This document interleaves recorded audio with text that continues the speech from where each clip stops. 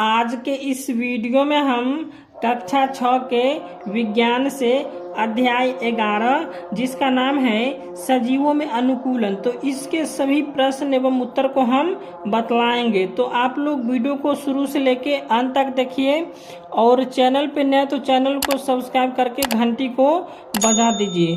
ठीक है, चलिए अब हम प्रश्न की ओर बढ़ते हैं।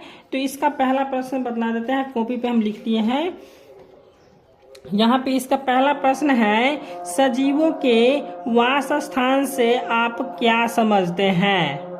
तो इसका उत्तर हम लिखेंगे कि एक सजीव जिस परिवेश में रहता है जहाँ से उसे भोजन, शरण स्थल, वायु, जल और जहाँ उसकी सारी आवश्यकताओं की पूर्ति होती है उसका वास स्थान कहलाता है।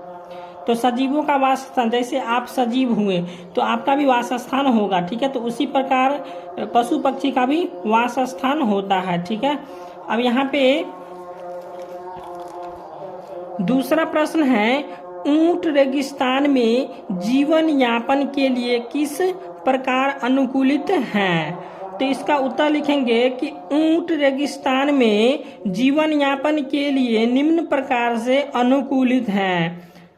पहला हो जाएगा, ऊंट के पैर के तलवे चपटे होते हैं, जैसे उनके पैर रेगिस्तान में रखते ही फैलते हैं जिससे वे धंसते नहीं। जैसे गाय का पैर हुआ वह जो है सो कैसा रहता है, चपटे रहता है। ठीक है, और ऊंट का पैर जो है सो चपटे रहता है, लेकिन रेगिस्तान में पैर रखते हुआ फैल जाता है। उसी प्रकार 2 नंबर में है, उनके शरीर के कुबर में भोजन चर्बी के रूप में जमा रहता है। उनके शरीर के कुबर जो होते हैं उसमें क्या होता है, भोजन चर्बी के रूप में जमा रहता है और इसके बल पर वह बिना खाए भी कई दिनों तक रह सकता है। ठीक है, उसके बाद 3 में है, ऊंट को पसीना कम आता है। ठीक है, और इसीलिए उसे जल्दी प्यास भी नहीं लगता है।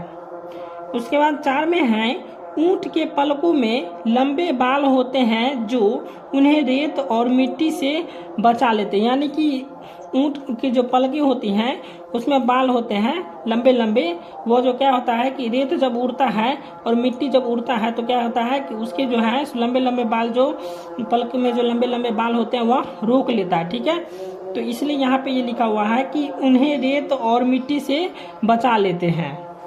इसके बाद तीसरा प्रश्न है, मछली जल में अपने को किस प्रकार अनुकूलित करती है?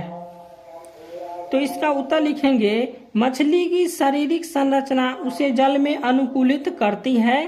पहला हो जाएगा, मछली का शरीर धारा रेखीय होती है। ठीक है, धारा रेखीय क्या होता है मछली का शरीर कैसा होता है, धारा रेखीय होता है और इसे नौकाकार भी कहते हैं। इस कारण अपने पक्ष एवं पूंछ के सहारे पानी में तेजी के साथ तैरते हैं। जैसे नाव को देखे होंगे उसी प्रकार के आकार के होते हैं मछली। ठीक है, और दूसरा हो जाएगा, इनका शरीर चिकने सलकों से ढका रहता है और सलक इनके शरीर को सुरक्षा प्रदान करते हैं। सलक मतलब हो गया चोइटा, उसको क्या कहते हैं, सलक कहते हैं। उसके बाद तीसरा हो जाएगा, मछली के पक्ष एवं पूंछ चपटे होते हैं जो उसे जल के अंदर दिशा परिवर्तन एवं संतुलन बनाए रखने में मदद करते हैं। ठीक है, उसके बाद 4 नंबर प्रश्न है, पर्वतीय पौधा किस प्रकार अनुकूलित है? तो इसका उत्तर हम लिखेंगे कि पर्वतीय पौधा शंकुआकार होते हैं। पर्वतीय पौधा शंकुआकार यानी शंकु जैसा होता है। शंकु इस प्रकार से होता है, कैसे ना कैसे देख लीजिए। शंकु जो है सो बतला देते हैं हम।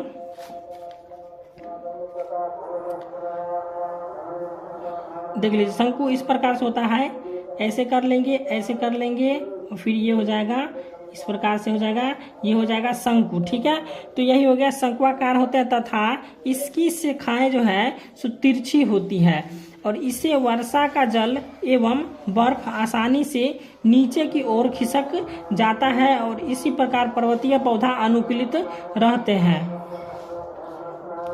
उसके बाद 5 नंबर प्रश्न है, रिक्त स्थानों की पूर्ति कीजिए। तो 5 का क में है, स्थल पर पाए जाने वाले पौधे एवं जंतुओं के वास स्थान को स्थलीय आवास कहते हैं। तो स्थल पर पाए जाने वाले पौधे एवं जंतुओं के वास स्थान को क्या कहते हैं? स्थलीय आवास कहते हैं। उसके बाद ख में है, वे वास स्थान जिनमें जल में रहने वाले पौधे एवं जंतु रहते हैं उसे क्या कहते हैं? जलीय आवास कहलाते हैं। ठीक है।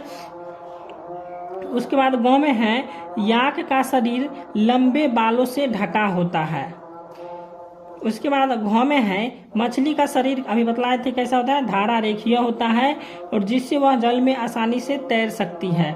उसके बाद अंग में है, जलीय पौधा का तना लंबा, खोखला एवं हल्का होता है। जैसे आप कुंभी को देख लीजिएगा तो उस जलीय पौधा होता है, उसका जो है तना थोड़ा लंबा होता है, उसके बाद बीच में खोखला होता है। ठीक है। और वो हल्का होता है। उसके बाद 6 नंबर प्रश्न है, मिलान कीजिए। तो मिलान करना है यहाँ पे। मछली कैसा होता है? धारा, मछली का जो शरीर होता है धारा रेखीय शरीर होता है। उसके बाद ख में ऊंट का क्या होता है? कुबर निकला होता है। ठीक है। यहाँ पे देख लीजिए कुबर लिखा हुआ है। उसके बाद ग में नागफनी, तो नागफनी में जो है कम वाष्प उत्सर्जन होता है। उसके बाद घ में याक, याक क्या है? पहाड़ी जानवर है, तो इसको हम पहाड़ी जानवर में मिला देंगे। उसके बाद अंग में है घोड़ा, घोड़ा कैसा होता है? घोड़ा का जो है सो मजबूत खून होता है। ठीक है।